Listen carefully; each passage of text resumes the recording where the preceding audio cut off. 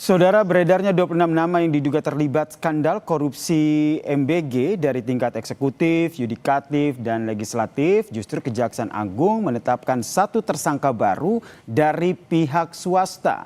Kita perbincangkan dengan peneliti Pukat UGM, Mas Zainur Rahman yang telah bergabung bersama kami di Kompas Petang. Mas Zainur, pertanyaannya sederhana, kenapa dari beredarnya 26 nama yang diduga terlibat skandal korupsi MBG dari tingkat eksekutif, yudikatif, dan legislatif, Kejaksaan Agung justru menetapkan satu tersangka baru ternyata dari pihak swasta? Ya, harapannya tidak berhenti di nama IAS ini ya. Karena kalau kita lihat peran dari IAS ini adalah sebagai kepanjangan tangan dari SS gitu ya. Padahal SS ini kan kemarin mengajukan diri sebagai justice kolaborator. Nah, maka penyidik dari Kejaksaan Agung perlu untuk mendalami, menilai, menelaah apakah pengajuan JC dari SS itu memang tepat atau tidak. Biasanya JC itu akan dikabulkan dengan dua syarat. Yang pertama, bukan pelaku utama dan mengakui bahwa dirinya bersalah, bersedia membuka pelaku yang lebih besar. Yang kedua adalah informasi yang dimiliki sangat penting, susah untuk digantikan dari sumber informasi yang lain.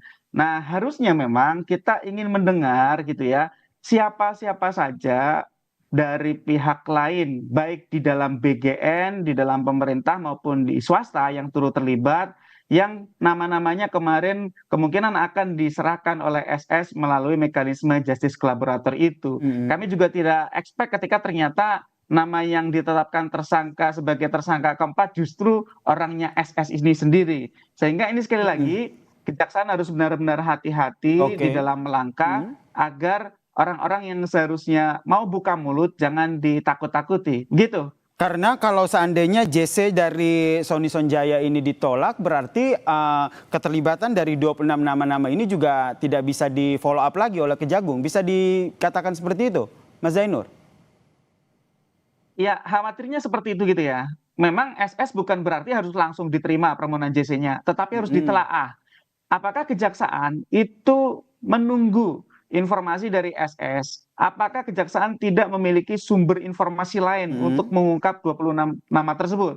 Kalau memang informasi dari SS penting dan tidak ada cara lain untuk mendapatkan informasi selain dengan memberikan status sebagai JC, maka sudah seharusnya SS ini ditetapkan sebagai justice kolaborator Oke. untuk dapat membongkar nama-nama tersebut. Kalau memang 26 nama tersebut adalah nama-nama yang sangat dekat dengan politik, yaitu aktor-aktor politik, para pejabat yang selama ini turut serta di dalam korupsi di program MBG ini, maka sudah seharusnya ini harus segera dibongkar. Harus segera Gitu. dibongkar oleh Sony Sonjaya yang mengajukan JC. Yang terbaru, Mas Zainur, ini Menko Pangan menyatakan bahwa ada banyak pemborosan MBG 1 triliun per bulan. Ini karena melubernya titik SPPG.